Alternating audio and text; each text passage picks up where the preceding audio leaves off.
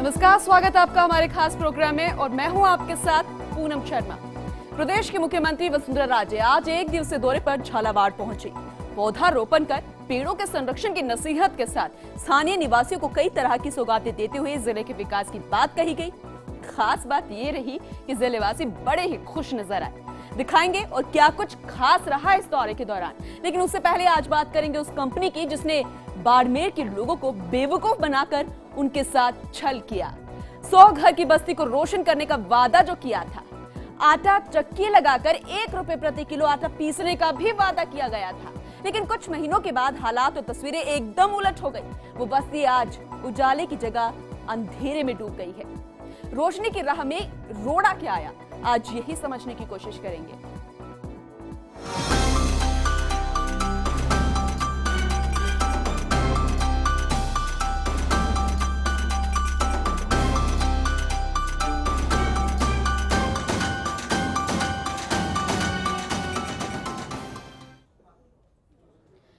Cairn India company, जिसने बाड़मेर के लोगों के साथ साथ एक दलित बस्ती को बेवकूफ बना डाला।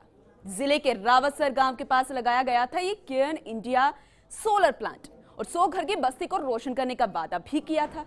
आटा चक्की लगाकर 1 रुपए प्रति किलो आटा पीसने का वादा भी कर डाला गया, लेकिन आज ऐसा कुछ भी नजर नहीं आता। 100 घर की बस्ती महीनों से अंधेरे में डूबी हुई है। आखिर पूरा माजरा क्या है, चलिए आपको एक पूरी रिपोर्ट दिखाते हैं। बाड़मेर का रावतसर गांव, जहां 2015 में केयर्न इंडिया कंपनी की ओर से 27 किलोवाट और पैनल संयंत्र का बड़े ही धूमधाम से लोकार्पण किया गया और लोकार्पण के इस कार्यक्रम के मुख्य अतिथि राजस्व राज्य मंत्री अमराराम चौधरी थे। उन्हीं के हाथों इन संयंत्रों का उद्घाटन भी कर दिया गया। उस दौरान अपने संबोधन में उन्होंने कहा था कि परंपरागत ऊर्जा की संयंत्रों की खोज वर्तमान में बेहद जरूरी है।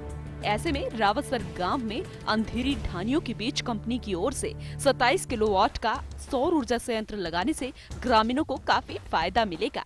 कंपनी के CSR हेड मनोज अग्रवाल ने भी कहा था कि केयर्न कंपनी ने आमजन के हित में यहां सोलर पैनल लगाया है।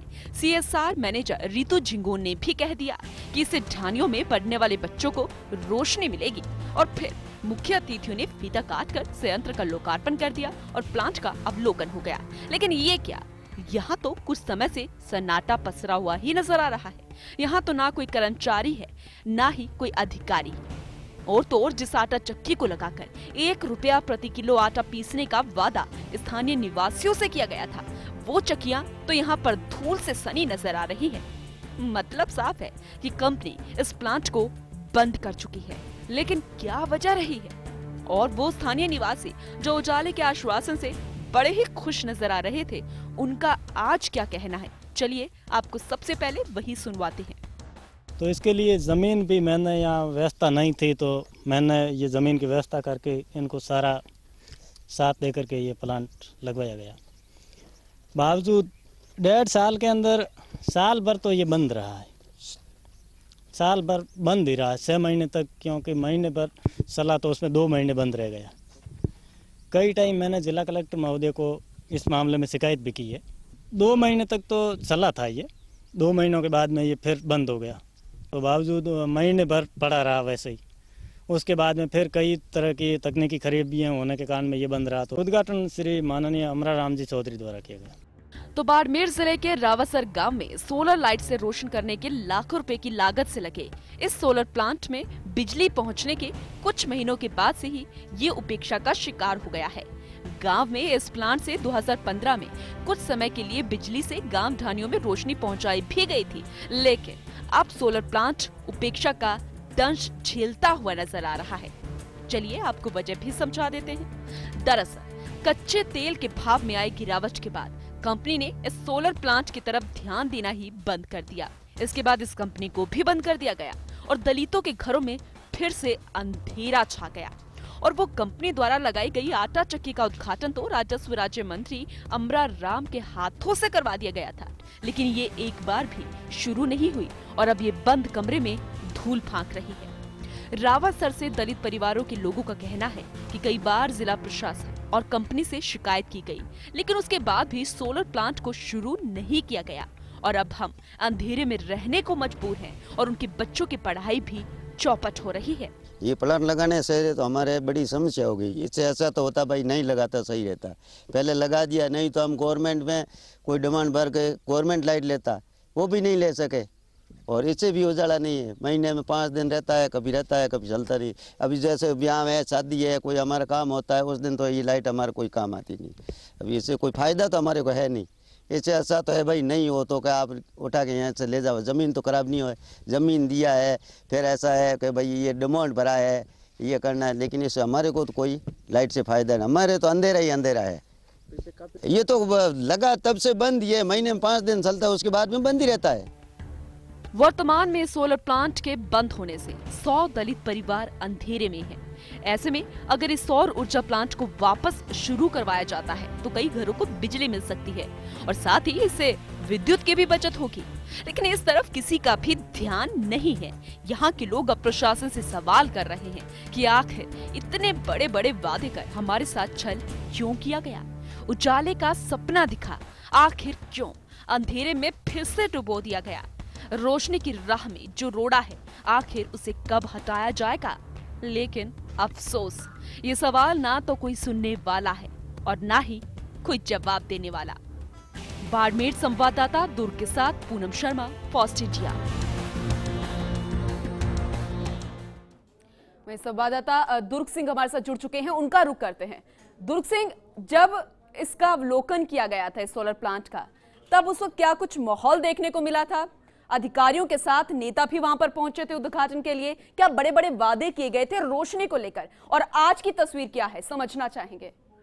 देखिए पूनम, मैं आपको बता दूं कि बाड़मेर के रावतसर इलाके में केन इंडिया जो यहाँ पर तेल उत्पादन करती है और हजारों करोड़ रुपए प्रतिवर्ष राजस्थान सरकार को भी देती है और केन खुद भी कमा रही है। उन्होंने यहाँ पर CSR के तहत, सामाजिक जो इनकी जिम्मेदारी का एक फंड होता है, उसके तहत रावतसर इलाके में दलित परिवारों की 100 घर की फैमिली को सौर ऊर्जा संयंत्र के जरिए रोशन करने का एक ख्वाब दिखाया। संयंत्र शुरू करवाया गया और जो मंत्री हैं अमराराम चौधरी, जो बाड़मेर से ही आते हैं, उनके हाथों से केन इंडिया के अधिकारियों ने, प्रशासनिक अधिकारियों ने इस पूरे जो प्रोजेक्ट था इसका उद्घाटन किया, 100 घरों को रोशनी दी। पिछले 1 महीने से, पिछली 20 तारीख से अब तक 1 महीना हो चुका है, यहाँ पर ये पूरा का पूरा शटडाउन चल रहा है।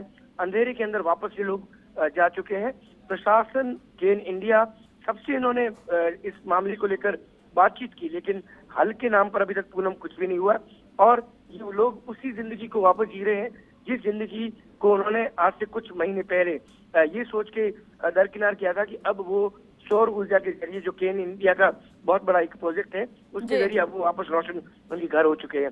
तो केन इंडिया से भी हमने जब इस संबंध में बात की तो उनका ये कहना था कि कोई टेक्निकल फॉल्ट होने की वजह से दिल्ली से टेक्नीशियन की एक टीम को बुलाया गया है, लेकिन वो कब आएगी, कब तक शटडाउन वापस खत्म हो जाएगा, इस पर वो अभी तक कोई भी पूरी सही तरीके से राय नहीं दे पा रहे हैं। जी दुर्ग सिंह, कहीं ये तो नहीं कि वो अपने बचाव में ये सब कहते हुए नजर आ रहे हैं, क्योंकि जहां तक ये भी सूचना मिली थी कि कच्चे तेल में जब गिरावट आई तो यहाँ पर भी जो धंधा था वो मंदा पड़ गया, यहाँ पर भी उनको घाटा होने का अनुमान था, इसलिए उन्होंने ये कंपनी ही बंद कर दी। एक बड़ा नाम है केन इंडिया कंपनी, और इस तरीके से छल किया जा रहा है, कुछ समझ नहीं आता। लोग जो है ठगी का शिकार हो रहे हैं।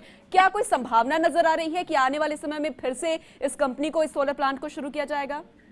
पूनम, मैं सबसे पहले अपडेट कर दूं कि केन इंडिया जिस तरीके से अफवाह फैला रही है कि यहाँ पर घाटा हो रहा है, जबकि यहाँ पर घाटा नहीं हुआ रहा है, यहाँ प्रॉफिट में कमी आई है, लाभ में कमी आई है।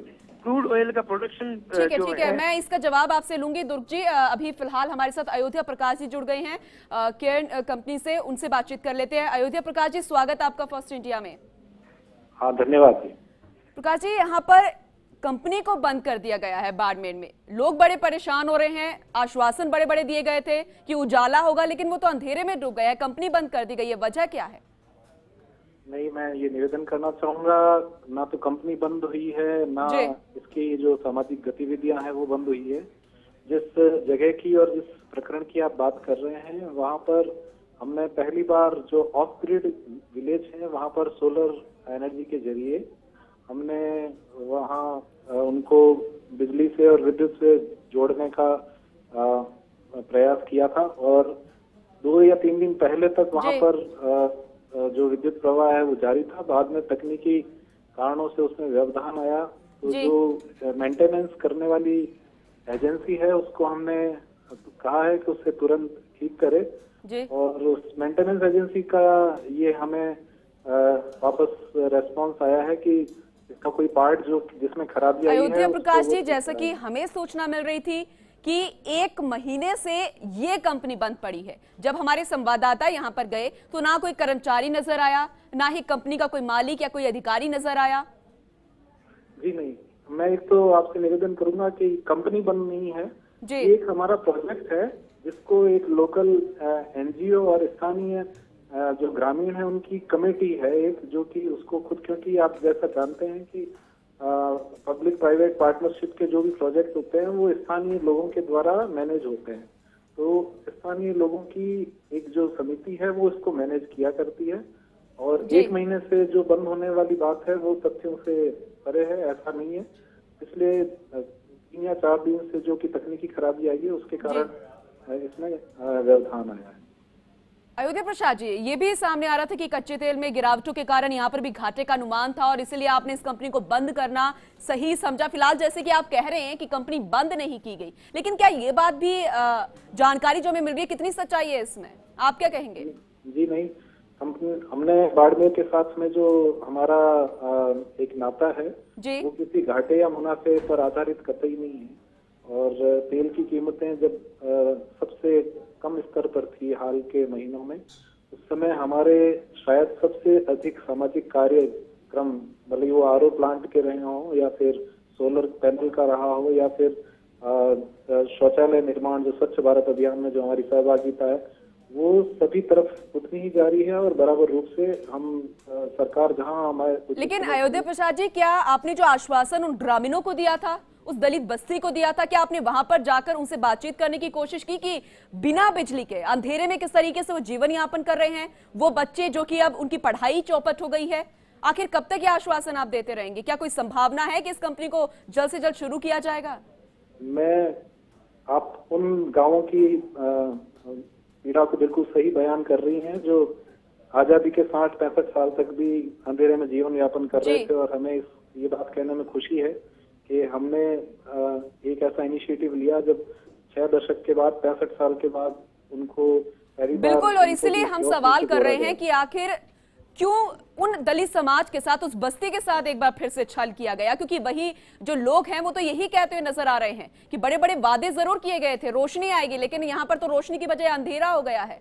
कब फिर से इस कंपनी को शुरू किया जाएगा? क्योंकि विद्युत की बचत यहाँ पर होगी अगर सौर ऊर्जा से बिजली और रोशनी वहां पर पहुंचाई जाएगी। तो जो तकनीकी खराबी जिसकी मैं बात कर रहा हूँ, उम्मीद है कि जो भी एजेंसी हमें वहां पर हमने लगाई थी उसकी मेंटेनेंस के लिए, उनका हमें ये आश्वासन है। तकनीकी खामी को कब सही किया जाएगा, कब तक? वही आपसे निवेदन कर रहा हूँ कि अगले 3 या 4 दिन में उन्होंने हमें आश्वासन दिया है कि वो इस खराबी को दुरुस्त करके और उससे चालू करवाएंगे। चलिए, उम्मीद करते हैं जो आश्वासन आप यहाँ पर देते हुए नजर आ रहे हैं वो कारगर जरूर यहाँ पर सिद्ध होता हुआ नजर आएगा। वहीं जो बस्ती वाले बड़ी उम्मीद लगाकर आपसे बैठे हैं, बहुत बहुत शुक्रिया अयोध्या प्रसाद जी फर्स्ट इंडिया से जुड़ने के लिए और ये आश्वासन यहाँ पर देने के लिए। वहीं दुर्ग सिंह हमारे साथ जुड़े हुए हैं, हमारे संवाददाता वहां से। दुर्ग सिंह, क्या आपने सुना, यहाँ पर आश्वासन वो देते हुए नजर आ रहे हैं, लेकिन इस बात को भी वो नकार रहे थे कि 1 महीने से इसे बंद नहीं रखा गया है। कितनी सच्चाई इनके आश्वासन में नजर आती है? क्या एक बार फिर से संभावना जताई जाए? देखिए पूनम, मैं आपको बता दूं कि पहली बात तो ये कि 2 या 4 दिन का ये मामला नहीं है, ये पिछले 1 महीने की समस्या है। केन इंडिया जिस तरीके से बड़े बड़े दावे करती है, वो दावे यहाँ पर धरातल पर पूरी तरीके से फेल साबित हो रहे हैं, क्योंकि 1 महीने से ये समस्या लगातार आ रही है। दूसरी बात कि जो परिवार जो रोशनी से वंचित है, महरूम है, वो लगातार केन के अधिकारियों संपर्क में है। बावजूद इसके, क्योंकि यहाँ पर मंदी की मार केन इंडिया झेल रही है, केन इंडिया का प्रॉफिट में यहाँ पर घाटा हुआ है और केन इंडिया के अधिकारी कोई भी यहाँ पर अभी तक पहुंचे नहीं है। जब हमने इस मामले को आज उठाया है और हमने जब अधिकारियों से बात की है तो उन्होंने ये दावा, अब यहाँ पर वो फर्स्ट इंडिया